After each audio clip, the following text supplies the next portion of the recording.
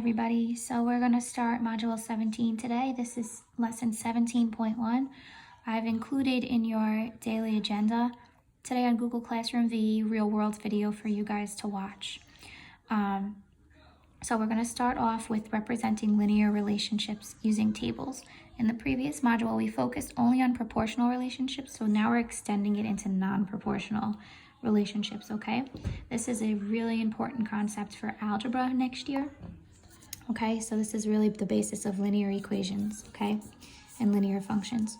So the equation y equals 3x plus 2, it gives us the total charge y for one person to rent a pair of shoes and bowl X games at Baxter Bowling Lanes. And it's based on the prices that are shown. So they're telling you $3 per game, $2 for shoe rental. So what we're going to do is we're going to choose several values for X that make sense in the context. So what we're doing is we're counting by one. So if you play one game, we're going to figure out the cost.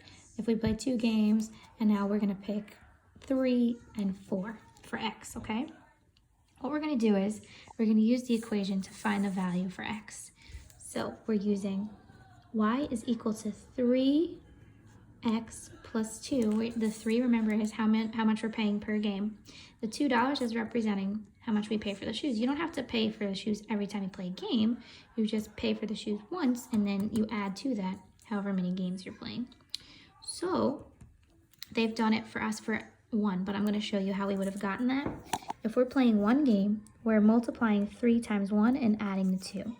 So that's 3 plus 2, which is 5. Okay, and that's how we get that. So now we're going to do, and I'm so sorry, I forgot, I thought I put this at the bottom. Plug in each X value into the equation to get the corresponding Y value, which is what I'm doing here. So now we're going to figure out how much we would pay if we played 2 games. So I'm going to use my equation, y equals 3x. Instead of x here, I'm plugging in 2. 3 times 2 plus 2. So y is going to be equal to 6 plus 2. So if I play 2 games, I'm going to have to pay $8. Okay? Now let's figure out how much I'm going to pay for 3 games. So I go back to my equation, and instead of x, I plug in 3.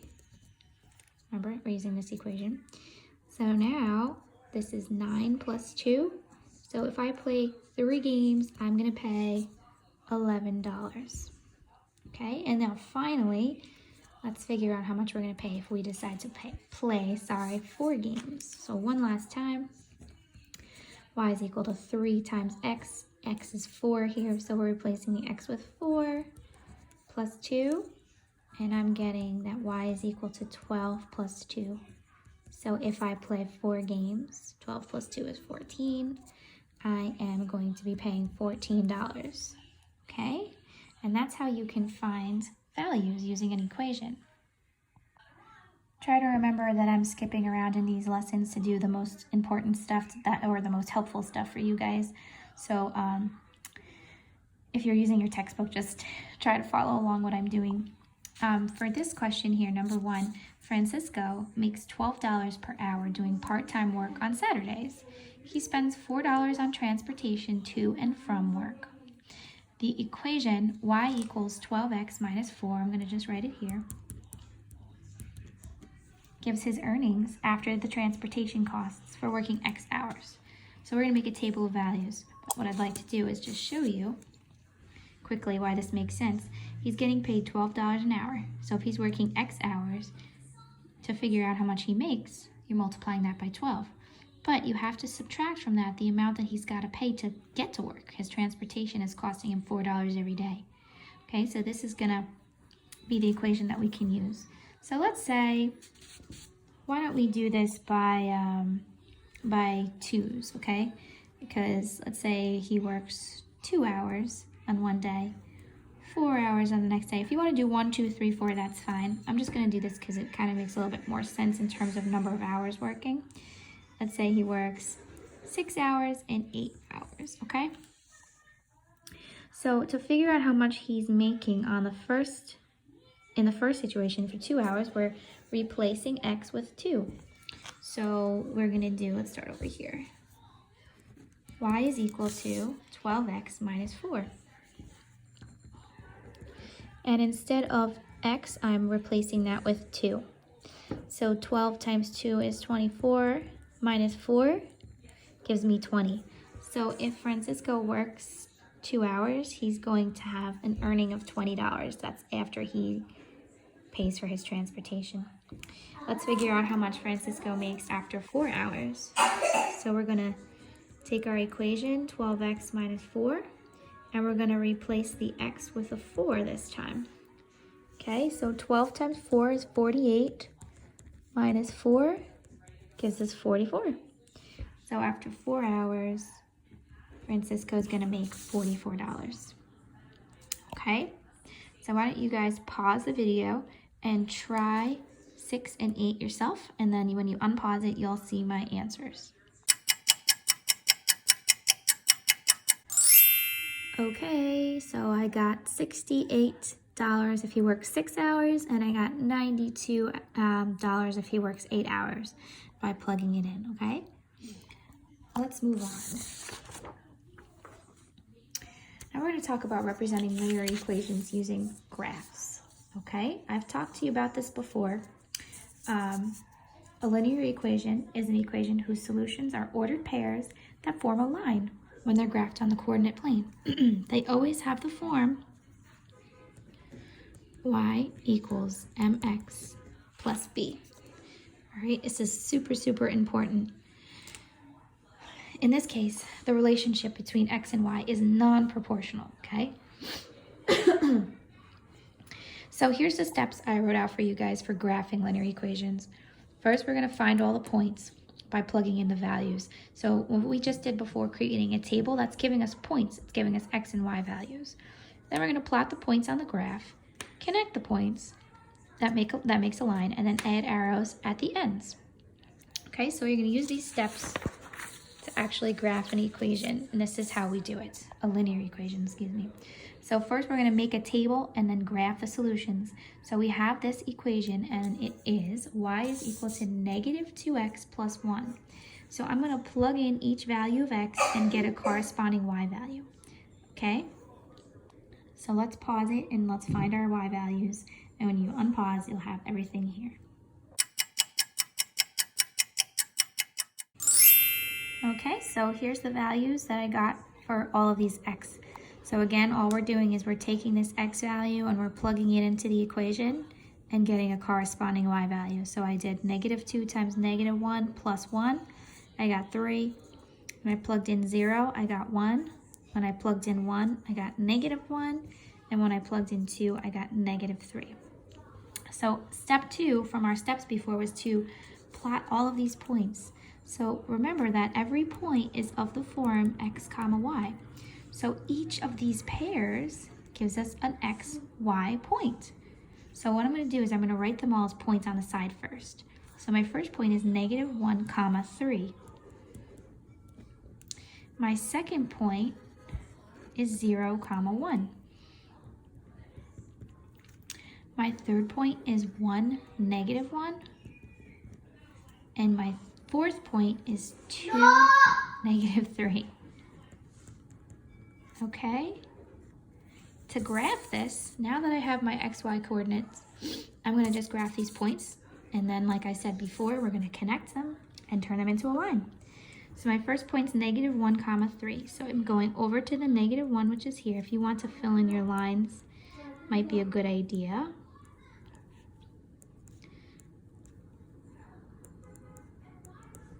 Okay, so I'm going to negative 1 comma 3. So that's negative 1 up to the 3. It's my first point. My second point is 0 comma 1. So 0 on the x and up to the 1 on the y.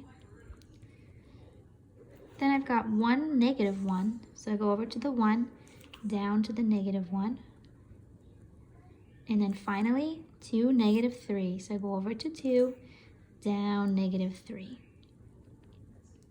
So now you can see the points are actually forming a nice straight line. So we connect them. If you guys have rulers at home, I suggest that. You use them.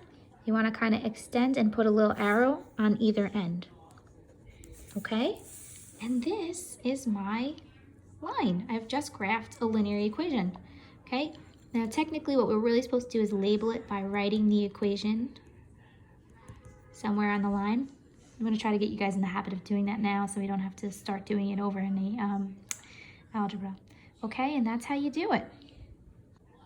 Okay, so if you're using the PDF that I printed out, this question for some reason was on the page after the Let's Practice page.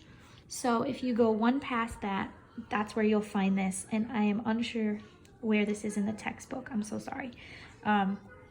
But we're looking at the equation y equals 2x plus 5. We're going to graph this equation on the graph here. Okay, so before I start, I'm going to just fill in these blanks here.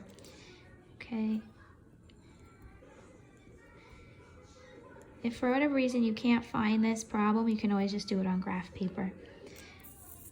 So first thing I'm going to do is I'm going to find my corresponding y values by plugging in the x values. So y is equal to 2x plus 5. X is negative 2, so I'm going to replace the x with negative 2. And I find that this is negative 4 plus 5. So that's 1. So when x is negative 2, y is 1. Now let's do it when x is negative 1. So I have y equals 2x plus 5. I'm replacing the x with negative 1. This gives me negative 2 plus 5, which is 3. So when x is negative 1, y is 3. Now we can figure out what y is when x is 0. So I'm replacing the x with 0. This gives me 0 plus 5, which is 5. So when x is 0, y is 5. Now we'll figure out when x is 1, right? So we're doing 2 times 1 plus 5, which is 2 plus 5, or 7. And then finally, one more, we're doing when x is equal to 2. So we're replacing x with 2. That gives us 4 plus 5, or 9. Remember, you guys can do all of this in your calculators if you want at home, okay? It's just it's good practice to write it out, to be honest with you. Okay, so now we have our x, y coordinates.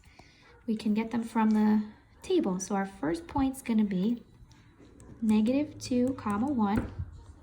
Our second point's going to be negative 1, comma 3. Third point will be 0, 5. Fourth will be 1, 7. And fifth will be 2, 9. Okay? Now, on this graph, we don't go all the way up to those numbers. So I guess what we'll do is we'll just plot the first 3. Okay, so negative 2, comma 1 is going to be over here. Negative 2 up to the 1. The second point is negative 1, comma 3.